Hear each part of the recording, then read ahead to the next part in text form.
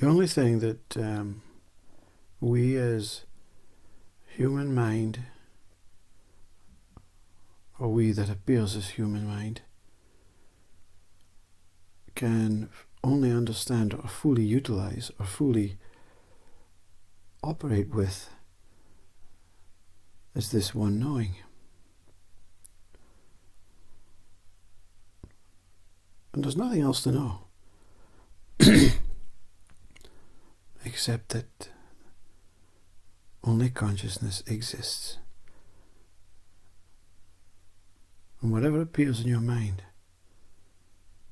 through experience, through action, through thought, through fantasy, through imagination, through belief, through hope, through past, through future, through every single time moment, that all-inclusive existence is contained and maintained within consciousness.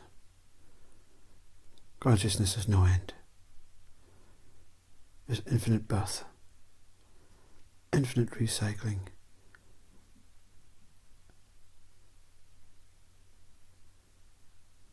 So it matters not that the speaker and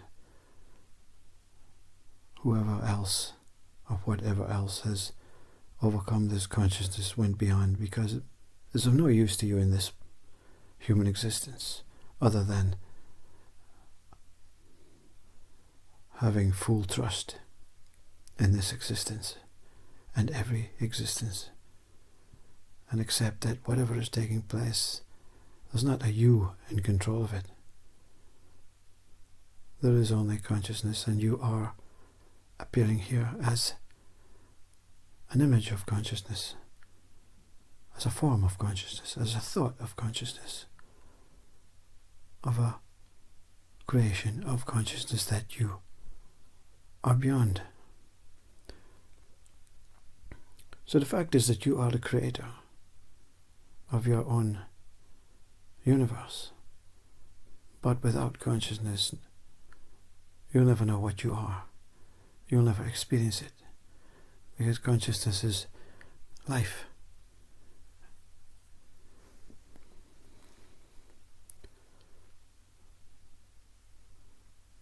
So there's a point, even though you seek, meditate, despair,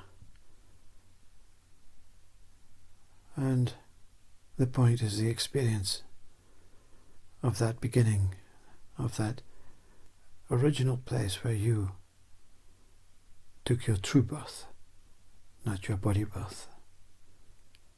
And that true place is what Papaji and Rumi speaks about, where there is nowhere else to go other than your beginning. Everything else is that mystery, that colossal, mystical, magical, beyond what we assume is a God, an absolute, a Brahman, but something so unspeakable, it's so beautiful. Because for the first time in your life, something truly superior, not make-believe superior, not this ideas of superiority in this human world and superiority of a God, a devil, and all states of consciousness coming down some sort of ladder. But this superiority is true. This superiority makes you feel worthy, that you found something real, something genuine, something that you can worship.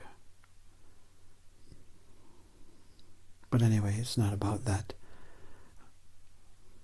That's for those who are fortunate enough to fall into that pure consciousness when it passes, so that you can return into yourself to find yourself, and through yourself you can find that thing, that door, that mystery, that light, that wondrous, magical, beyond universes, God's experience.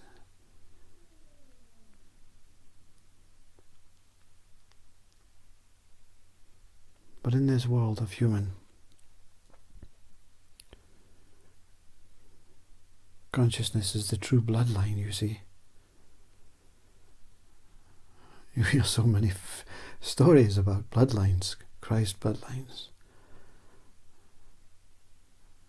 All these wondrous make-believe community idea that they are special. Consciousness is the bloodline that has no colour, no substance, no form, but is within every single one of us. Consciousness is that maple, and every ribbon is attached to it. No one ever becomes detached, and everyone is given the same quality, the same ribbon. It's just that consciousness swirls. It's a moving, sensational thing. It gives this ribbon emotions, senses. Sometimes it flaps freely. Sometimes it gets intertwined within itself. Sometimes it collides with other ribbons. Sometimes it flies high, sometimes low, but never not moving, never not emotionally stimulated through the ever-swirling consciousness maple, that wondrous gift of life. So in your living state, in your body state, the only thing worth knowing is that consciousness is all that exists, and that you are this consciousness. Although you're looking from beyond it, it matters not. And each one of us is equally the same consciousness. It holds this world together. You hold the world together. You hold everybody's world together, and everybody holds your world together. It is a matrix of simple one wholeness. You'll not find consciousness in space. Science will continue to explore that what is unexplorable. The minute you explore it, the minute you discover it through a scientific method, it will dissolve and destroy this human race. The minute you realize you are it and become it by going within, is the minute it celebrates, it worships this human race, because that's your purpose. To find out where you come from, what you are, where you originate from, and what you are appearing as here. Everything is the same. Everything is as it is. Everything is consciousness. Whatever you say cannot be done, cannot be said, cannot be experienced without consciousness. When this body goes, consciousness remains. You remain. Matters not what you may appear as next. It loves you. It cares for you. It's always looking after you until you build up this fear, this doubt, this negativity, this ego state, this separation, this segmented mind that destroys itself eventually. That's the good news. Go within and your ego state is destroyed. But it's not taken away. It's an important asset. It's just become a bit more selfish in your balanced Buddha life. Consciousness is balance. Whatever you are in it. Yes, it swirls, and there are times when you are trying to go within and nothing can take place because consciousness says, oh, it's not your time yet. I'm over here.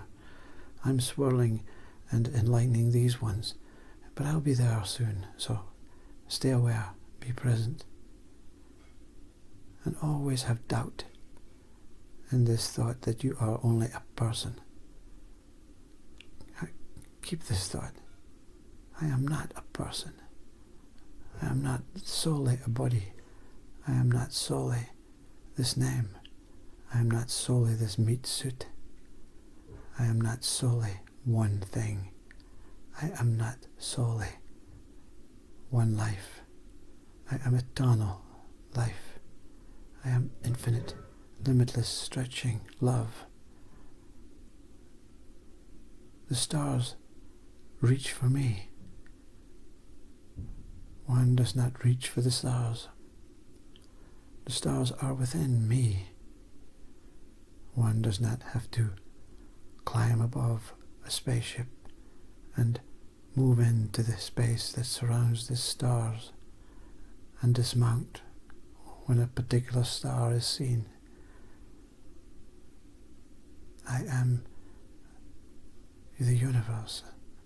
I am the galaxy. I am the cosmos. I am beyond. I am everything that mind says I am, and everything that mind says I am not.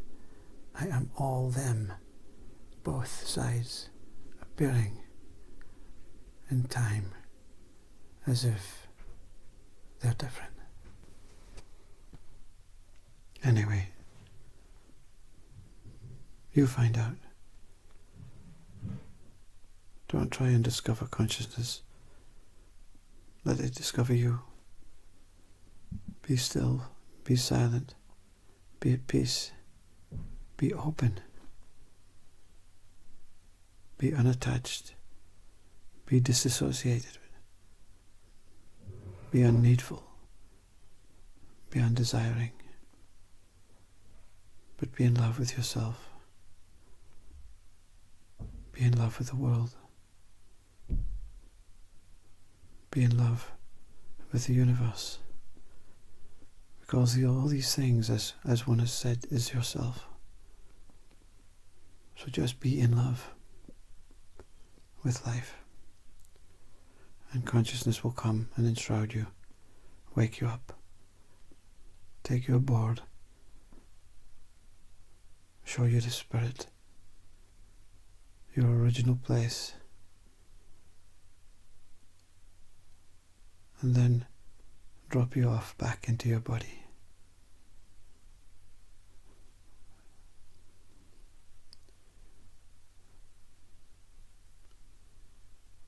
To be free. So if you take one thing from this speaker and all these utterings, these egoistic ideas, concepts, but sometimes truth spilling through. If you only take one thing, take this. Only consciousness exists, and everything that you dreamed of is within it, and you cannot get out of it. So think of these words. Imagine God, Spirit, Heaven, Paradise, Truth. All is contained within consciousness, and you are that right now. Wow. Isn't that not enough to simply get on with this life and love? God, whatever you worship, love, celebrate, cannot be found. It is within you now. You are inescapable from it. You are reflecting from it. You are totally it, as it is. Now, if this is not enough, go find, go seek, go look, go search, go inquire, go question. Who the hell are you?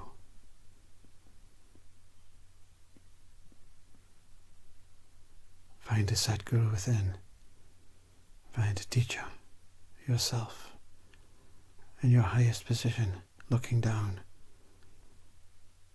You are the maypole, looking at yourself at the end of the ribbon. and a body waving back up to you all the time, and you always caring for yourself.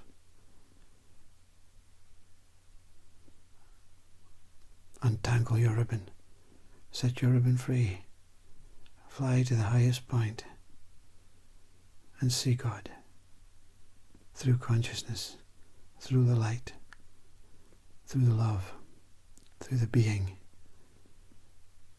through the truth that one is, that you are, that I am.